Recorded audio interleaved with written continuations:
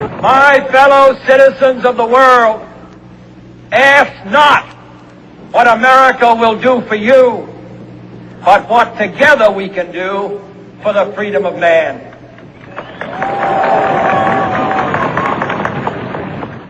Buenos días, mi nombre es John Fitzgerald Kennedy.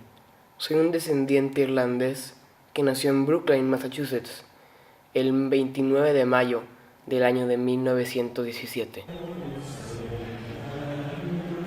Muchos me reconocen como el presidente 35º de Estados Unidos. Fui uno de los más jóvenes en ser electo, pero al igual, uno de los más jóvenes en morir. Esta es toda mi historia.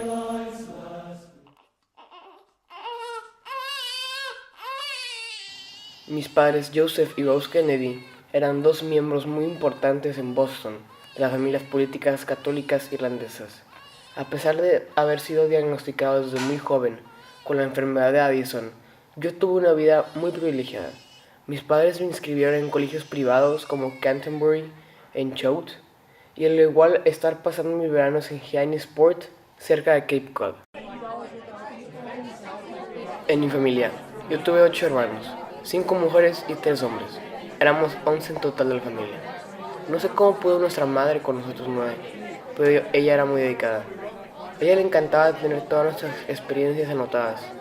Tenía una caja de madera donde guardaba sus notas desde una cita con un actor o una talla de un zapato. Mi madre grabó en sus notas cosas sobre mí. Como había dicho que era muy enfermizo, y puso como que yo tenía enfermedades como varicela, sarampión y mucha tos. También hubo otra vez cuando me enfermé tan mal a los 3 años que tuve la fiebre escarlata. Decían que tenía muchas probabilidades de muerte, pero logré recuperarme. Llegó un momento en el que mi familia empezó a bromear conmigo, en el que decían qué riesgo sería que un mosquito me picara, que el mosquito hasta podría morir por tener mi sangre. Yo respetaba mucho a mi padre, con mucha energía y ambición. Mi padre trabajó muy duro en convertirse en un empresario muy exitoso. Cuando él estaba estudiando en la Universidad de Harvard, tenía un tiempo difícil porque era un católico irlandés, pero él se prometió él mismo que ganaría más de $1 millón antes de llegar a tener 35 años. Había mucho prejuicio contra los católicos irlandeses en Boston en ese momento, pero mi padre era determinado a ser exitoso. Mis abuelos vinieron de Irlanda y lograron proporcionarle las necesidades a su familia. A pesar de muchas dificultades, a mis abuelos les había ido mucho mejor en la vida, ya que los dos se convirtieron en unos prestigiados políticos de Boston. Por todas estas razones, yo pude vivir la vida privilegiada que tenía. Una vida con comida y gracias a Dios y a los esfuerzos de mis padres teníamos todo lo que necesitábamos y más. Todavía me acuerdo cuando cada verano nos íbamos toda la familia a la casa de verano que teníamos en el lago de Hyannisport en Cape Cod. Ahí nadábamos un barco de vela y jugábamos tochito. Era americano, pero en vez de tumbarnos era tocar abajo de la cintura. En mi familia éramos muy competitivos. Con mis hermanos siempre queríamos ganar. Además que mi padre siempre decía, cuando las cosas se ponen difíciles, lo difícil se pone en marcha. Pero había veces en las cuales esas competencias se ponían muy difíciles, como la ocasión en cual estábamos haciendo carreras en bicicleta con mi hermano Joe y chocamos. Tal vez a él no le sucedió nada porque era mayor y me sacaba 2 años, pero yo tuve que tener 20 y 28 puntadas de sutura. Normalmente cada vez que hacía algo con Joe, yo era el que siempre salía con la peor parte. Yo fui alguien que era muy popular en el colegio. Tenía muchos amigos en Choate. Además, yo jugaba tenis, básquetbol y golf. También me gustaba mucho leer. Mi gran amigo, Len Bellings, siempre me recordaba lo inusual que era yo, ya que tenía una suscripción diaria a la revista de New York Times. Mis materias favoritas eran inglés y historia, pero en las demás clases no me iban tan bien. No les daba todo el esfuerzo de como yo debía, y no tenía las mejores calificaciones, por así decirle. Un día, mi padre me envió una carta diciéndome que él quería que le dé mi mejor esfuerzo en todo lo que haga. Él no quería sonar como uno de esos padres que forzaban a sus hijos a hacer algo. Esa no era la intención. Solo que no se sentía tan orgulloso de mi talento que poseo y lo refleje con mis fracasos. Que después de todo lo que he logrado, puedo lograr mucho más. Tal vez es muy difícil recuperar los fundamentos que yo había descuidado cuando era muy joven, y es por eso mi padre insistía en que haga lo mejor que pueda. No se esperaba mucho, y que no se decepcionaría si no me convertía en un genio, pero él quería que me pudiera convertir en un ciudadano de mérito con un buen juicio y entendimiento. En 1936 me gradué y entré a la Universidad de Harvard. Yo al estar un día jugando me rompí un disco en la columna vertebral. Nunca me pude recuperar de esa lesión y me molestó por todo el resto de mi vida. Mi hermano Joe y yo éramos muy inteligentes, pero él fue el primero el que dijo que se convertiría en el primer presidente católico. Yo era un poco menos ambicioso, me quedé muy activo dentro del colegio y en los deportes. Lo que me provocó interés en la política fue que a mi padre le dieron el puesto embajador en Inglaterra. Toda mi familia se mudó menos mi hermano y yo. Al estar visitando en los veranos, vi lo divertido que era y decidí estudiar e involucrarme más en eso. Recibía cartas frecuentemente de mi padre avisando de cómo iban las cosas allá por Europa con el caos de Adolf Hitler y Benito Mussolini. Con eso, yo publiqué mi libro ¿Por qué Inglaterra duerme?, que hablaba de cómo yo creía que Inglaterra no estaba lista para irse a la guerra mundial. En 1940 logré graduarme de Harvard. Participé en la guerra mundial uniéndome a la Navy. Mi hermano fue incorporado a un escuadrón aéreo cuando yo fui encargado teniente de un bote. Nuestra misión era parar cualquier bote japonés por el sur del Pacífico. En una ocasión, se aproximó un bote japonés que chocó contra el nuestro. Por el tamaño de nuestro bote, que era más inferior, se hundió. Al yo tener el timón, me lesioné peor mi espalda.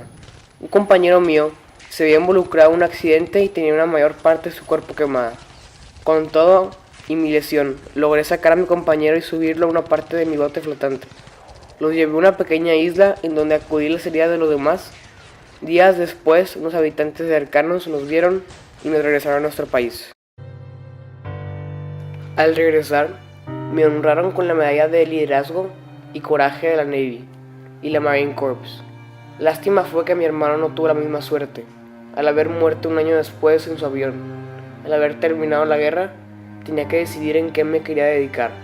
Me gustaba ser maestro o escritor, pero me decidí en la política. Gané para estar en el Congreso de Massachusetts en 1946. Estuve 6 años en ese oficio hasta que fui elegido para el Senado de Estados Unidos en 1952. Poco después de haber sido elegido como senador, cuando tenía 24 años me casé con mi esposa, Jacqueline Bouvier, una escritora.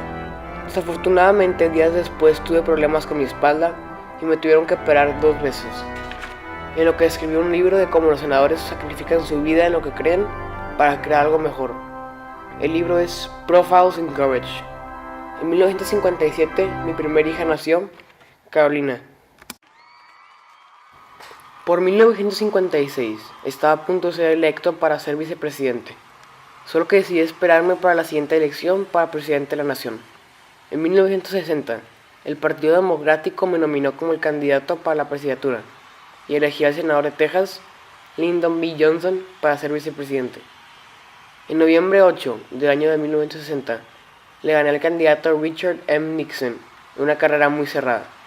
Poco después nació mi segundo hijo, el cual yo siempre llamaba John. Fui elegido como el presidente 35º de la historia de mi nación el 20 de enero del año de 1961. Mi discurso inaugural dicen que fue uno de los mejores en toda la historia. Yo motivé y pedí a países en contribuir en pelear juntos contra la pobreza, las enfermedades, el hambre y la guerra misma. Yo me acuerdo de haberme levantado todos los días a las 7 de la mañana y dormirme hasta las 11:12 diariamente. Me acuerdo que leía 7 periódicos diferentes, escuchaba cada noticia o consejo de mis asesores. Siempre quería tomar la decisión correcta. Tuve muchas dificultades como tener el problema del racismo en mi país, el peligro de una guerra nuclear y la Guerra Fría.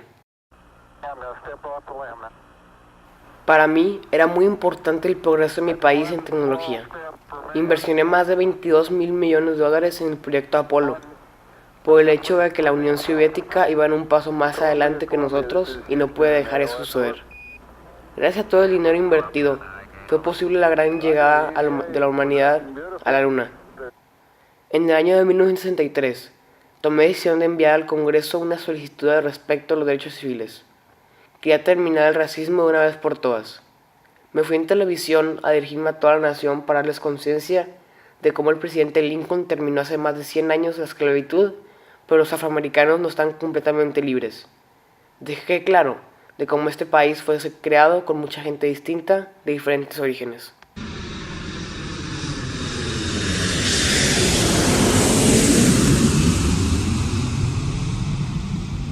El día 21 de noviembre del año de 1963, me fui a Dallas, Texas, a dar un discurso político. Cuando mi carro iba por la calle, se dieron disparos hacia mi dirección. Un disparo me dio en mi cerebro y fui urgentemente enviado a emergencias. En el transcurso del viaje, morí. Hora después, la policía arrestó a Lee Harvey Oswald y lo acusaron por homicidio. 3 días más tarde, Jack Ruby mató a Lee Harvey, quitando a la única persona que podía confesar de lo sucedido. Desde ese tiempo, han estado investigando mi asesinato e intentar saber qué fue lo que exactamente sucedió.